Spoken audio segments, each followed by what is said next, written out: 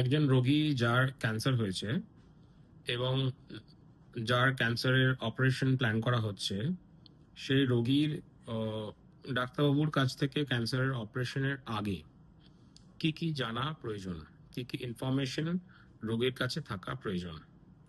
প্রথম কথা, আপনার কি ক্যান্সার হয়েছে। দ্বিতীয় কথা, এটা কোন স্টেজের ক্যান্সার। এই ক্যান্সারের চিকিৎসা অপশন কি কি আছে। মনে রাখবেন, সব সময় কোনো একটা পার্টিকুলার ক্যান্সারের পার্টিকুলার স্টেজে একটাই ট্রিটমেন্ট অপশন আছে এরকম নাও হতে পারে, হয়তো দুটো বা তিনটে চিকিৎসার অপশন থাকে। হুম এবার কোনোটা ভুল নয়, কিন্তু এক একটার এক এক রকম আউটকাম হতে পারে। তো আপনার জানা প্রয়োজন যে আপনার ক্যান্সারের জন্য এবং সেই স্টেজের জন্য কি কি ট্রিটমেন্ট অপশন আছে এবং আপনি সেই ট্রিটমেন্ট অপশনগুলো থেকে কি এক্সপেক্ট করতে পারেন in terms of survival, in terms of quality of life. আপনার জীবনযাত্রায় কি কি পরিবর্তন হতে পারে এবং এই ট্রিটমেন্ট অপশনগুলো করলে আপনার লাইফ স্প্যান কোনটায় কতটা ইমপ্রুভ করতে পারে। অপারেশনের ব্যাপারে, এটা কিরম ধরনের operation, is it a minor procedure, is it a major operative technique, অপারেশনটা কিরম ভাবে করা হবে, এটা কি ওপেন অপারেশন নাকি এটা মিনিমাল ইনভেসিভ অপারেশন।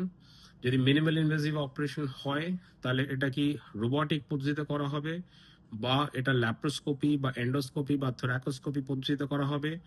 এই অপশনগুলোর অল্টারনেটিভ কি কি আছে এবং এই অপারেশনগুলোর অ্যাসোসিয়েটেড অপারেশনের সময় এবং অপারেশনের পরে রিস্ক কমপ্লিকেশন কি কি হতে পারে।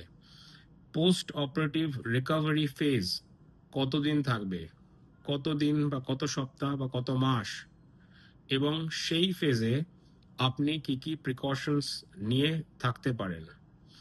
এবং অপারেশনের পরে আর কোনো চিকিৎসা, যেমন কিমোথেরাপি, যেমন রেডিয়েশন থেরাপি, এরম ধরনের চিকিৎসার কোনো দরকার আছে কিনা। মনে রাখবেন, আপনি যদি আপনার চিকিৎসা পদ্ধতির ওপর কনফিডেন্ট হন, তাহলে যে ডাক্তারবাবু আপনার চিকিৎসা করছেন তিনিও বেশি কনফিডেন্ট হবেন। এবং আপনি যদি ওয়েল ইনফর্মড হন যে আপনার কি চিকিৎসা করা হচ্ছে, আপনার ওভারঅল চিকিৎসা আমাদের পক্ষেও করা সোজা এবং আপনার পক্ষেও নেওয়া সোজা। নমস্কার।